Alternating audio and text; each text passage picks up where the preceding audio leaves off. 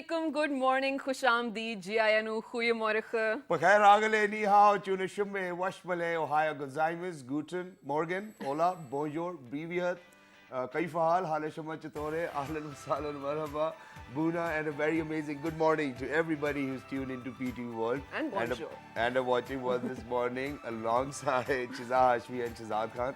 And the only reason, Shiza, that I got confused in between was because of the fact that we use bonjour in between and we do not realize while saying it too. Oh God. So it comes somewhere around like this. So you say, where do you end up? Goeiemorgen. Goeiemorgen, Giainu, Pakhair Agale, Ni Hao, Chunushumme, Washmale, Ohio Gonzaimis, Guten Morgen, Hola, Bonjour, Oh, Privyet, right. Kaifahal, Hale Shama Chatore, Ahlan Wasalan Marhabaya. Yeah. So it's in there, but we said it like thrice, ladies and gentlemen, because we wanted to give you a warm welcome to the show. Absolutely. Thank you very much for tuning in. It's Thursday morning, ladies and gentlemen. The winter over here is getting a little colder. Yes. And I think everybody loving needs to it. stay packed. Yeah. What about you? How are you today? I am doing great because obviously I had a coffee in the morning. Also, I love winter, so the energy every morning is great. I mean, I don't feel lazy or anything. I don't even feel like considering to skip the show today because it's amazing outside. What about you? Well, for me, I think I just got a little scared before sleeping, you know. So last night when I was about to sleep, so what I was thinking was that tomorrow when I'm going to get up, so it's going to be cold. So Yeah. for all the previous days when I was sleeping, I wasn't really wearing any hoodie or a jacket when I was sleeping. So the next morning when I woke up, it was cold. And then I actually felt like actually taking a shower while wearing something too as well because it was getting this cold too. So then I realized that what I need to do is probably wear a hoodie at night While and you sleep sleep, with yeah. that. And then when you wake up next morning, you won't feel that much of a difference. Oh, but when you get out of the bed, it's going to be the worst. But Yeah. you know, that's what everything is about. Morning, getting up and being energetic and being positive about whatever the day is going to bring. Exactly. That's what it is, ladies and gentlemen. But today, you know, let's come down to what we are talking about. So, ladies and gentlemen, today we've picked up on theatre. But before that, Okay. there's this one thing. Okay. So, Public service message? yes, Let's sort do of it. Yeah, Okay, let's do sort it. of a public service message.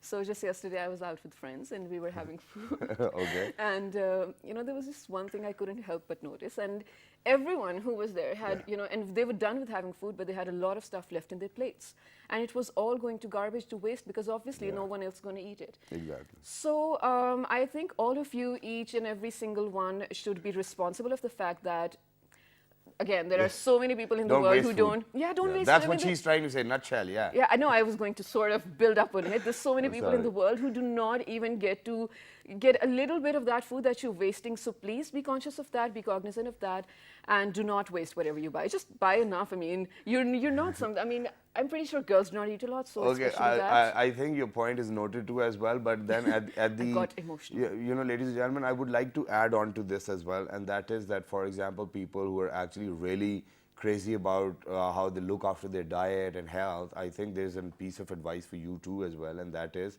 that, for example, if you go to a restaurant, obviously the restaurants are going to offer you the serving which standards, well, according to the standards. So probably I think the best part is, because what happens over here in Pakistan is that when you're growing up and, you know, when your mothers are actually feeding you, so whatever amount of food you get in your plate, your mother forces you to finish it. Finish, exactly. And I just don't like this fact because of the fact, पुत्र उतना ही डाला करो जितना खा सकते हो, अब ये सारा खत्म करो. So, you know, we see that, you know, kids are actually bulging out too as well these days. You know, they're fat, and God forbid if you tell somebody that your kid is fat, you know, they get They're offended. offended, But absolutely. obesity is a disease, ladies and gentlemen. So there's this one simple solution. If you go to a restaurant and if you see that you cannot finish it all, just pack the rest of it, take it back home, give it to somebody else, and tell them that you brought food for them. Absolutely. I think they'll be more excited. Yeah. Yeah, and now what we're talking about Okay, today. so now, ladies and gentlemen, what we have picked up on today is theatre. And whenever we speak about theatre, so theatre actually dates back to the 2nd century. Imagine when it was Wow. actually written in Sanskrit and performed in Sanskrit too, where then obviously the boom was there in the 10th century too as well. But if we come down to India, I think it was theatre actually boomed when it was the colonial rule too, and then theatre helped us discover other languages. Theatre, I think, was one of those mediums when television wasn't there, when film wasn't there, to raise awareness about certain stigmas or taboos within the society. Even these days, when people whom we see in films or television, I think they were and they are a product of theatre. Theatre, yes. And people who have done theatre have got a certain value in terms of, or probably in the eyes of the directors or the producers of the drama or the film too as well.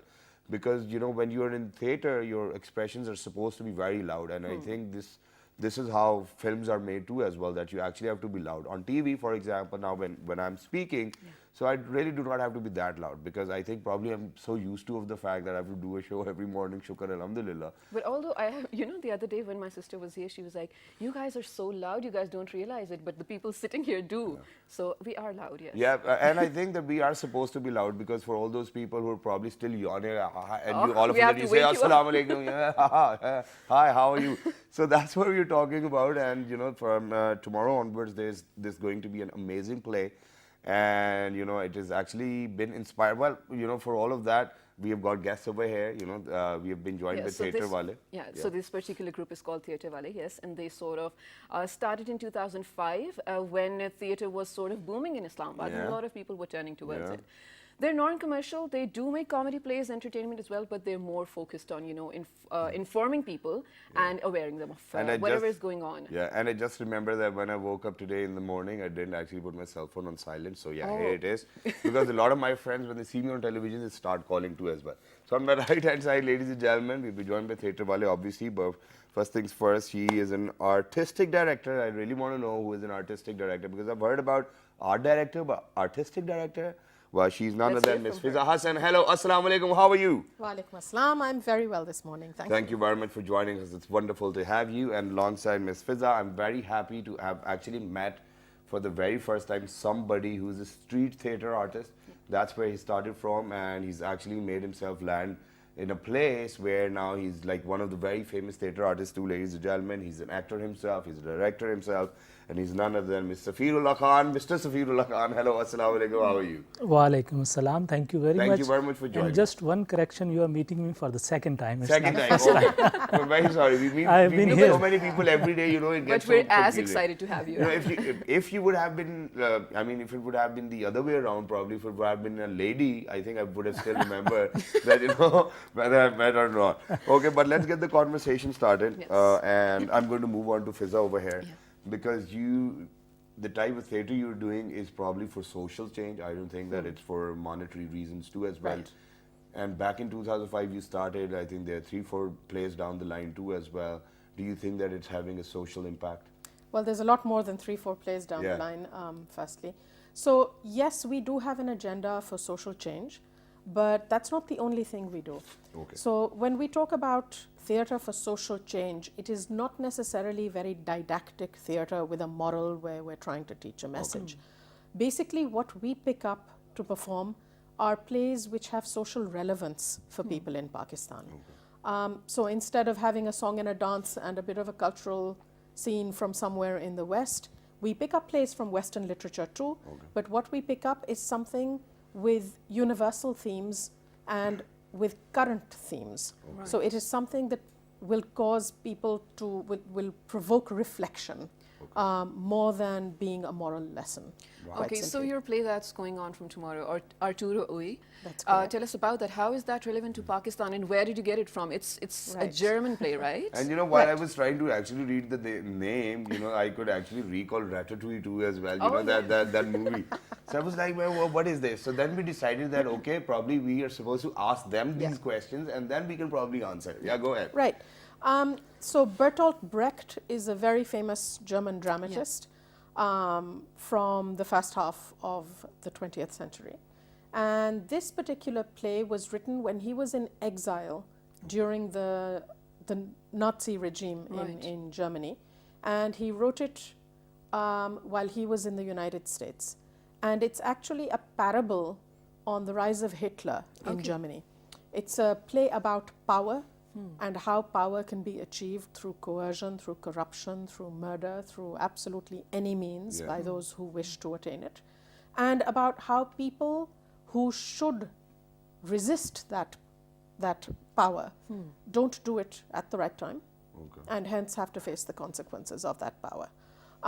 So it's a parable play in the sense that it doesn't directly show you Hitler or the Nazi party. Right. It's a play set in the Chicago of the 1930s, the whole gangster scene, from The Godfather and The Untouchables, all that sort of stuff.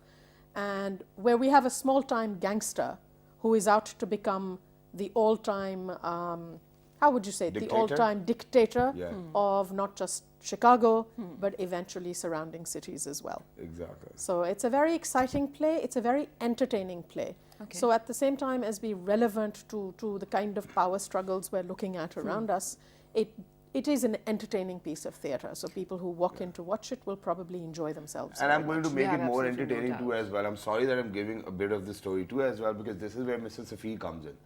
So I think that he's actually one of the very well-reputed citizens within this play. And you know, this gentleman who actually wants to be the dictator is actually trying to malign him by probably offering him bribes. I don't know the rest of the story, but this is where you come in, right? Yeah, exactly. Yeah, so what do you do then? Well, I actually fall prey to his machinations, and I actually accept one favor from a group of businessmen. Which one is that? It's actually they offer me a big house. Okay. And I accept it because it has some really good views outside it. Right. It's really big. And I accept that, and that is the turning point in the play. Then I start losing power because now people know that I am corrupt, and they start playing games with me. Yeah. Especially Arturo Ui, when he comes to know about it, he thinks that he has got a chance to take control of the city To now. exploit your situation. Yeah, as well. exactly. Okay, so now Ms. Fiza has sort of explained how this is relevant to Pakistan, but you being a part of the play, since you're an actor, you're in it, you're reading the script and everything, how do you relate to the situation, the current situation of Pakistan with this? Well, I That's won't a like difficult to be one. very direct. No, you But, don't need to I be. mean, this kind of struggle goes on in Pakistan. There are people who are in power. There are many lobbies who try to influence them. Yeah. So that's how I see it. I Okay. think it's very relevant because these games are going on in Pakistan. You But that's see politics, murders. You right? see that the cases go into the courts, and those courts are then influenced. I mean, think that sometimes- there is a very strong relevance because of the fact that we have got cases where we hear it over the news every day that apartment somewhere else in the world too as well. So probably he falling for a house creates a relevance too as well. The bigger houses, lavish mansions. So this is how it is. This is how the world works, and it's not just here. I think it's everywhere too as well. But digging deep down into it, obviously the play is in Urdu, and you had to translate it from German. Do you think that you actually did justice? Because the figure of speech or the expressions we use from one language to another is difficult. For example, with tashreeh जो बचपन में कराते थे उर्दू की वो नहीं ठीक होती थी. So do you think that you've done justice to that? Right. So that's very hard to say because honestly, we didn't translate it from the German, but from English versions. Right. None of us speak German. In order to be truer to the translation, what we did was pick up several English versions of the play, so as not to be stuck with one. But there were many, many things that we verified over several versions before we translated. Now, there's always one element that is really, really difficult to translate. Which one? And that is the cultural element. Okay. Because there are always contexts and there are connotations in cultures that just don't translate. Right, There are no absolutely. equivalents in Right. Urdu for that. I think what we tried to do here was, instead of translate it line by line and try and follow the script very, very exactly, we translated it sense-wise. What is the objective behind what is being said? What are they trying to achieve? And how can it best be said, even if we're translating 10 lines into 5 or 10 lines into 15 lines? That's Right. not, that's not what it's about. So I think to a great extent we have managed to convey the essence of the play and the essence of the characters, and I think that's the best one can hope to do. So what do you expect for all the people who do come in to watch your play? What do you expect them to leave with, to take away? I think they should be excited about what they've seen because it should be very entertaining. Right. There's a lot of action involved. There's a lot of larger than life characters. It should be fun, firstly, because Okay. I think the primary function of theatre is to entertain. Absolutely. And secondly, I think if they go out talking about it and about its relevance to the lives of people around them and to the world that we live in, I think that's our objective. Right. Brilliant. I think that's great too as well. But other than that, there are a lot of things which go into it. For example, if you picked up, I think that it's a difficult task to probably accomplish, and best of luck for that too as well, ladies and gentlemen. The play will be on from tomorrow, day after tomorrow, and then till Sunday, I guess. And it is going to be at? So it's at a place we call the Farm. Yeah. Our theatre group recently picked up an office and rehearsal space just inside Banigala, Okay. which of course these days is very famous. Yeah. So we have actually renovated what was designed as a poultry farm into a rehearsal and performance space. Wow. Okay. So we have this lovely place. It's a farm for artists. People always come and ask, where the vegetables, there are none. And we have indoor performing spaces and rehearsal spaces, and we have outdoor spaces as well. So we have a beautiful big courtyard, and that's where this play is going to be performed. Beautiful. And there will be heating, so everyone who comes in will be comfortable. I hope that there won't be any barricades in the way too as well. Oh, there shouldn't be. Normally, you take Murray Road, it takes you straight there. you know. Okay, Okay, well, okay, that's it. But now I want to come down to the set department, props, wardrobes. Because I think that these are the most difficult jobs to be done very properly, and then it needs to be in sync with the dialogue delivery and the movement of the actors. So how did all of that go? Right. The hardest thing, I beg to disagree, is finding actors. I was about to come to that. But yes. You all never these contacted things, us? Oh my God. all these things, yes, do have to go together. So the teams have to be really, really well coordinated, and everybody has to understand the essence of the play. So what the director's vision for the play is. So you might have a sets team that produces furniture that just doesn't go with what we're trying to show. Right. Personally, when I direct a play, these are the less important elements. The play is about the performance itself. It's about the strength of the acting. These things, of course, complement that. So where costumes are concerned, I don't know if you've ever been there, but the Landa Bazaar is an Aladdin's The cave. Sunday Bazaar, Yeah. right? Oh, absolutely, absolutely.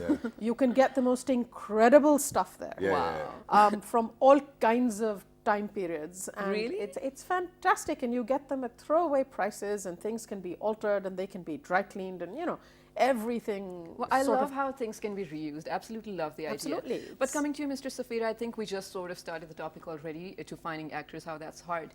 But since you guys are non-commercial, so first of all, to look for someone who actually wants to work with a vision, in line with yours, and also who sort of understands art and believes in art. How hard is it? Of course, it's very, very difficult. So how did you come up with the team that you already have?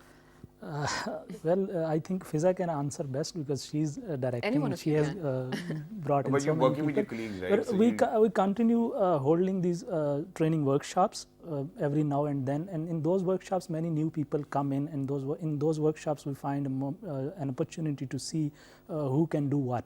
So that is a pool that we select from for our plays. So that's how these people came in, and of course, this play has really big cast. I really. How many people are there in the cast? 19. 19 people for one play. Wow, that's great. And it looks superb too as well. Looks very promising. Because while, ladies and gentlemen, we were discussing backstage as well, we were talking about the drama. So I was just asking her that, there might be a lot of action and guns and whatnot. So she said, yes, there are. So what kind of action are we going to witness over there if we're going to be there? So there's moments of action. Okay. Right? Things build up towards action. You can have two types of action. You can have ongoing, constant action, like you have often in action thriller movies, or you can have a plot where the conflict sort of leads to a climactic situation. Right, right. So that's the sort of play this is. So we're going to see Arturo Ui develop as a gangster and grow to the point where he starts to do certain things that will really qualify as evil or Okay. as corrupt. So there will be those moments of drama and those moments of action that come with a build-up. We're so excited about this and cannot actually wait to witness all that. But do you have probably a favorite line from the play or something that you would like to perform for us? Oh, there are so many. Oh, Go Just ahead. go about go it, ahead. any of 5 of lines, them. And who are you delivering these lines to? Yeah. So who's the Give us one person of standing right yours. next to you? Let me recall one. Okay, go ahead. Take Recall your it. time. There is this really interesting conversation between me and Arturo Ui when he has really taken over things, and he accuses me of corruption, and I say, देखो मेरे बाल सफ़ेद हो गए हैं. मेरे इन सफ़ेद बालों का ख्याल करो। कहता है आपके सिर्फ बाल सफ़ेद हुए हैं, आपके करतूत बहुत काले हैं। Oh, wow. And only for something which he did for once. And I think this is the message which we need to take out to people, that it's always the first time. And I think that this is something which we need to save our kids from too as well, because these days, ladies and gentlemen, there are so many other distractful things. Yes. We do not really want our kids to be a part of it. But one more thing, who is an artistic director? Okay. I would like to go back to something Yeah, you sure, said, sure. though, about children, in Yeah. fact. One of the characters in this play is really interesting because it's Dogsborough's young son, Okay. who at the beginning is really, really against his father accepting. So he seems to be able to understand what his father is getting himself into. Right. And he keeps saying to his father, you know, and praying in the background, don't do it, don't do it. And eventually his father lets him down, right? And the play actually charts the development of this young child who is now, his father has let him down. इनके तो बाल सफेद हो गए ना? Right, and there is then no moral standard left. Yeah. And how this child ends up joining Arturo's Ui's gang, Right. because you right. know, if my father can do it, I can so do it. can I. Absolutely. Yeah, so that's a Coming great back message. to your question of the artistic director, it's quite simple. The artistic director is the big boss. That's Right? So Enough theatre said. companies normally are run by people. So the person who is the overall in charge of a theatre company is just known as an artistic director. Thank you Absolutely. very much for adding to our knowledge too as well. But Mrs. Safi, I want to come back to you. I think we've talked enough about the play, but before wrapping up the segment, this is for the second time that I'm actually meeting a street theatre actor. Obviously you actually have to accept your mistakes too, and then probably come back with a better pace. And so, what kind of how do things work when you're on streets or in streets, probably going places to places, convincing people that this is a social dilemma?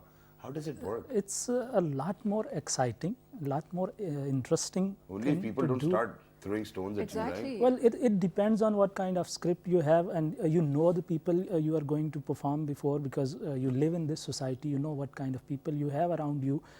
We have touched really sensitive issues like women abuse, Yeah. gender issues, sexual harassment issues, child marriages. These are the kind of issues on which I did many plays in streets. Right. And because we know the cultural sensitivities and things, we develop the script. Usually, and my way of doing it is I go to that community, pick people from that community, my actors, Okay. and work with them and develop script over there in those communities, within those communities. So that is very relevant to them. So sort of an ethnographic research. Exactly. Okay. So then, I mean, it's the same people most of the time who perform it. So it's their people who work on this issue, who bring this, I mean, insights in the communities, how people think about that particular issue. Right. So then it becomes very relevant to them. The scenes are developed in that with that sensibility. Yeah. So when we perform it, I have always received really good response from the community. I mean, it's only once. Then since you said that there were problems. The black badge. Yeah, there was once a problem that our team was doing a cultural dance at the start. That's how we usually attract people, because we don't announce it before the time. Right. So, and somebody was not happy about it, so he went and complained to the police. And by the time we ended the performance, the police came and they took us all to them to the police station, and they interrogated us for a while. But then they said, "Okay, you people can go." Wow. And I think that on a union council level, or probably on a provincial level, I think that politics is a theatre play too. People going and making promises, and those big stages and people chanting and whatnot. So that's how, ladies and gentlemen, we make a fool out of everyone. But other than that, whenever we talk about theatre, so theatre, ladies and gentlemen, obviously is the epitome of whatever you see or read these days. And this is how we have actually evolved. And I think it will always be very closer to me, because since school and then afterwards, I think I've been involved with theatre too. Not just acting, I think probably doing things for all of my friends who actually want to do theatre. And I think it has always given me inner satisfaction and contentment. But thank you very much for coming over. It was lovely to have you. So please, ladies and gentlemen, make sure that on the 9th, 10th and 11th, you make your way towards Banigala, the farm, because the play will be on. And do we have tickets, or anybody can come? No, so because this is a play sponsored by a German NGO called Heinrich Boll Stiftung, it's by registration only. So all you have to do is find our Facebook page, click on the link, register yourself. Theatre and Wale, come. ladies and gentlemen, that's what the Facebook page name is. Thank you very much for being with us. Best And good of luck with everything, And guys. next time, if you are in search for actors, yeah, it's all right. You can see them, yeah? So, all right, ladies and gentlemen, so that was it for this segment. Yeah. Do you want to say something? Yeah, Other than absolutely. yeah? This is it for this segment, and the next one, I'm pretty sure that is going to be engaging for a lot of mothers, because every time, if you get a bad result, if you have a bad throat, anything, the only thing that you hear from your mom is, phone kam istemal kiya karo. Ye sirf is wajah se ho raha hai. And you know, so we're sort of going to address that. Yeah. So stay tuned, and we're heading out to short and, break and now. you know what I'm going to address too is that for all those people or all those parents who actually complain quite a lot that their kids are using a lot of tablets and cell phones, I think I'll be on the other side of the picture. Why are you even buying them these devices then if you have to complain about it? So it's you in the first place, then the kids, because you do that all day long. So please don't blame anybody else. Good morning. We'll be right back. Stay tuned.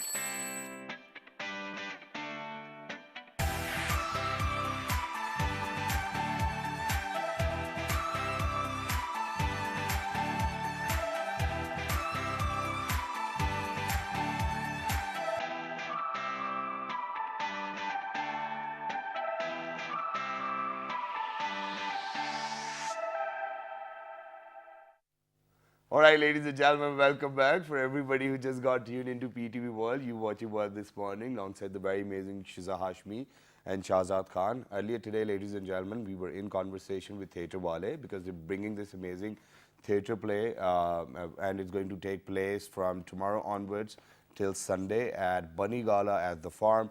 So please make sure that you guys make your way over there, and all you have to do is register on their Facebook page, which is with the name of Theatre Wale. Yes, absolutely. And so in this segment, as we mentioned before we went out on a short break, that we're going to discuss the usage of smartphones and how it sort of affects your mental health and health at all. Well, there are some people who actually totally disagree with the fact, you know, they all say, okay, there's nothing. Even some doctors, I remember going to one and with my eyesight issue or something, and I was like, is it because I use my laptop a lot? Because all the studies is even on your laptop lately, right? And they're like, oh no, it's just a myth. You just have to be careful with what you eat and whatnot. But I personally feel like, of course, it has an effect on your eyesight, of course, your physical health as well as mental health. Because I don't know how to explain this, but you know, when you talk about social media, let's talk about Instagram specifically. Yeah. You come across so many things, so many different types of lifestyles that people are living. It sort of puts you in a, you know, sort of a question mark. What am I doing? Yeah. You see your friends going to a vacation in Thailand, and on their way back, they're probably going to, you know, Sri Lanka, wherever, and you're like, why am I in Pakistan? Why don't I have that sort of lifestyle? So I feel like this does affect your mental health. And to talk about this, we have been joined by... Yeah, we've been joined by, that's something which we'll move on to, but you know, I just wanted to establish that I'm going to be talking about the other side of the picture, where I actually said that, you know, why parents in the first place let their very younger kids have all of these devices. Obviously, I mean, there are different reasons, they don't have time and whatnot. So we're not going to talk about it. But other than that, you know, you just mentioned that people going to Sri Lanka, Colombo, or elsewhere in the world, and you know, different lifestyles which they put up in their pictures. Yeah. I think that we are getting psychologically disturbed, and I think it's because of the fact that half of the time I've seen that people who actually put up those pictures are not probably even in Colombo or probably, you know, Sri Lanka or Bangladesh or anywhere else too. So a lot of people are faking it over the internet. Wow. Why are they faking it? What are the psychological reasons behind that? What because sort you get every type of people, you know, everywhere. So even on social media, there are people full of ideas, people who are very creative, people who are very sentimental, people who are very emotional. Now all you have to do is filter your feed. how are you going to do that? I think that's your job, but we're going to help you with the psychological facts over here, that how does our brain function when we Yeah. see so much of this stuff. So for that, ladies and gentlemen, we've actually been joined by a head of psychology too as well. He's none other than Professor Dr. Muhammad Tahir Khalili. Assalamu alaikum, sir. How are you? Good morning. Walaikum salam. I'm fine, and how about you? Absolutely perfect, Barobar. Thank you very much for joining us. But sir, first things first, since we are talking about the impact or the impact from the usage of smartphones, and obviously when we use smartphones, we watch videos on YouTube, Instagram, pictures, Facebook, and whatnot. So it's probably a competition. It's not just liking somebody's pictures, because even getting a like is like you gave them one first too as well. So you know that's how it works. So what's happening? So what sort of validation are we looking for by doing Yes. this? Okay. Bismillah ar-Rahman ar-Rahim. First of all, I'm thankful to you that Thank you very much, you sir. have invited me for this Our pleasure, sir. very important topic, Yeah. because it's among the one of the 21st century challenges. Absolutely. Because the people are exposed to technology, and particularly the young people, the Yes. adolescents, they are very much exposed to technology. Technologies has brought a lot of advantages, and there are plenty of advantages hugely the people use, and like suppose it's not the distance doesn't matter now, and Absolutely. you can get the things very easily. And even if you would go to the library and to look for hours and days and nights, you know, now you can get in an hour the Exactly. information if you need for your research and other productive work. Yeah. Right. No doubt, like you can book the flight, you can book a place in another country 1,000 miles away, and you can do tremendous job through the technology. Exactly. But that is a common saying that excess of everything is bad. Yeah. And even if you take a good food in a large amount, then that can also disturb your stomach. Yeah. This is the same with the use of technology. Initially, we thought that computer-based technology or other, like suppose the tablets, but now you have everything in your hand, Absolutely. and that is the smartphone. The use of smartphone, the excessive use of smartphone, these terms are like now in the media and in other academic circle and research paper you can find that the smartphone addiction, problematic use of smartphone, that is a serious problem. It is indeed. Particularly in the context of young people, when they are using, even they are using for some recreational purposes, they are using for pornography or some other. I don't think that that's a recreational purpose, though. Or some other. No, I just recreational mean the other songs and The negative usage. usage, you know, and the excessive use of those things. And for instance, like suppose if the mobile phone is not available for a few minutes, they get anxious, Yes. they get restless, they get irritable, which we call the nomophobia, fear of being without mobile phone. And that cause like the Which withdrawal phobia is it? Which phobia is it? Sorry. nomophobia. Nomophobia. Nomophobia. Well, it should be phonophobia. Well, it's no mobile phone. No mobile phone phobia. Yeah, no mobile phone, without mobile phone, even for a few minutes. We studied this in our university, and we have found the same characteristics with the chemical addiction. Okay. This is the non-chemical addiction. Right, right. There is the only difference is that this is the non-chemical and that is the chemical. Otherwise, if the student is excessively using, then they have poor performance, academic performance. Absolutely. They are restless, they are irritable, they easily get angry. Do we get sleep disorders? Insomnia is very common problem, even it's also in the withdrawal symptoms. Now, even some organization they have realized, like suppose they have free cell phone areas. Yeah. There are even some restaurant have now they have restricted that you can deposit your phone at the reception. Only then they will let you go. Yeah, they will let you go. And even the couple, when they are in the restaurant, they are taking their meal, but they are not with each other, but they are mile away. They are connected with some other people. You know?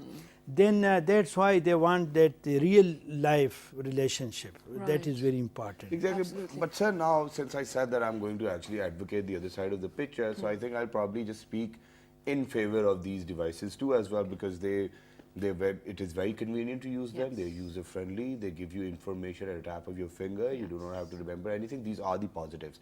But other than that, if I take you back in time, for example, let's talk, because I think that cell phones are probably a mirror image of your personality. God forbid if somebody's going to get their hands on it, they will actually get to know what kind of a person you are by the type of texting you've done, right? So that probably shows the insecurity why people really do not want their cell phone to be with somebody else. I think this is one reason. But even other than that, whenever we talk about smartphones and all of these devices, I don't think that there's this negative effect. I haven't seen anybody dying of the fact that they weren't using the cell phone, or probably getting sick, or you talking about anxiety or depression. I haven't witnessed that. And when we talk about all of these research papers, and you said that it is just like the chemical abuse. So what I want to know is that, do you think that there's higher percentage in the students for the cell phone usage, or people who are married actually? Yeah, you are very right. Like we acknowledge the advantages of it. We cannot deny the benefits of this technology. But I said initially the excess of the use, excess of everything is bad.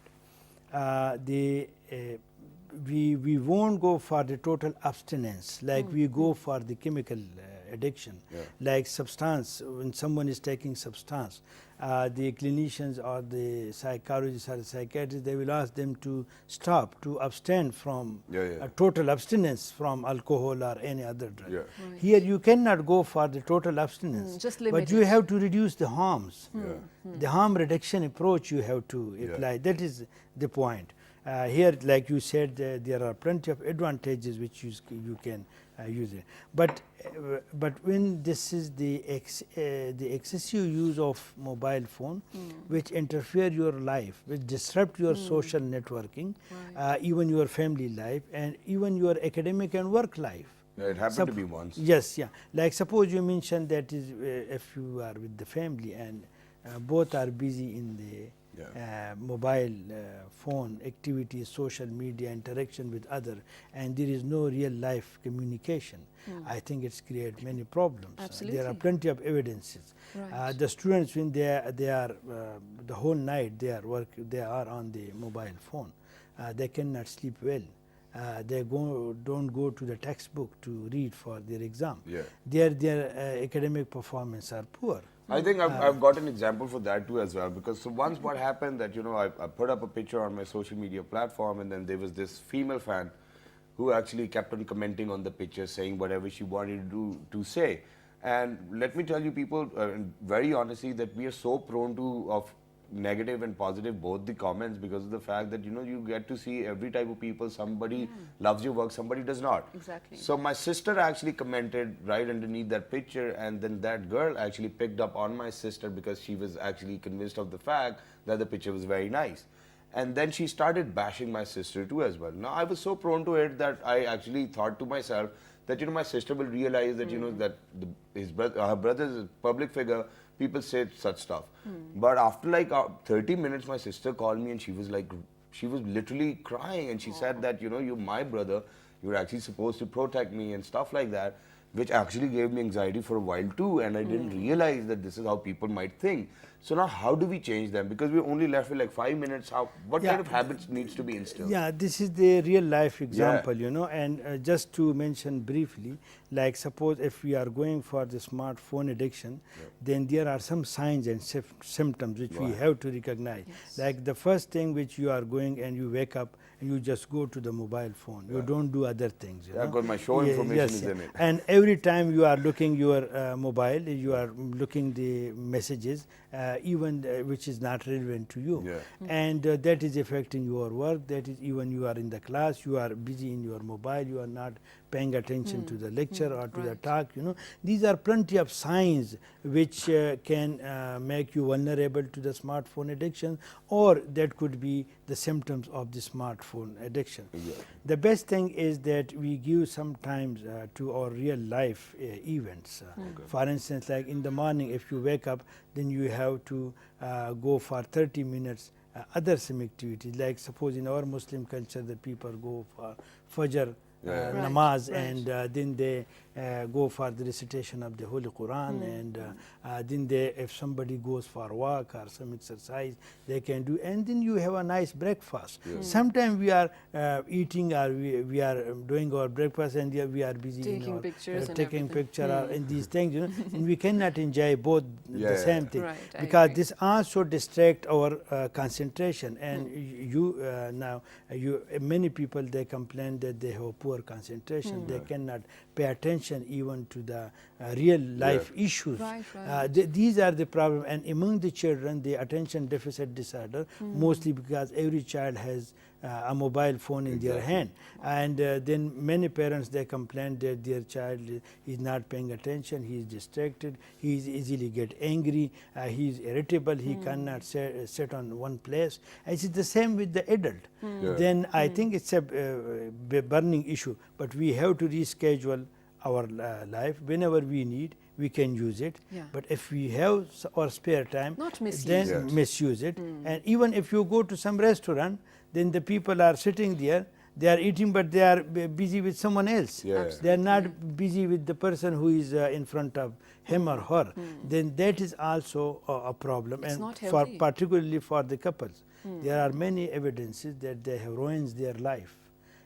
They got divorced, or they have some different issues because of these messages, or they are not paying attention. They don't have that physical intimacy anymore. or face-to-face communication. Exactly. Thank you very much, sir, for being with us and highlighting all the issues which these. Okay. The last thing which I Yes, would sure. like to mention, higher education of Pakistan has funded a project for 4 million, that is the smartphone addiction. Our university Department of Psychology has worked on it. We successfully devised a treatment for this. If someone has addiction problem, then we can provide that internet addiction cognitive behavior therapy for smartphone. Is it like a addiction. rehab or something? This is the rehabilitation of the individual who is suffering from this disorder. Wow, Oh, and wow. we have Yeah. that service too Yes. as well. Wow, that's great. Thank you very much, Thank sir, you. for being Thank with you for us. It telling was us. lovely Thank to you. have you. And for all those people who are out there, there's only one thing which I'm going to say, and that is that these days, you know, imagine that we call our phones smartphones, and we call our people dumb too as well. So please make sure that we change the roles. Yeah. I mean, even if you're not changing the roles, we need to be smart in the first place. And then once you're smart, I think that you'll make every decision right. That's what it is. Absolutely, and when you said that parents shouldn't be buying their kids smartphones and all, I partly agree with that. They should buy them, of course, because everyone is, but they should limit the use of that. I mean, I feel like there should be a time, probably 9:30 or 10, when the Wi-Fi should be off and the phones should be collected in a place. You're not allowed to use them after that.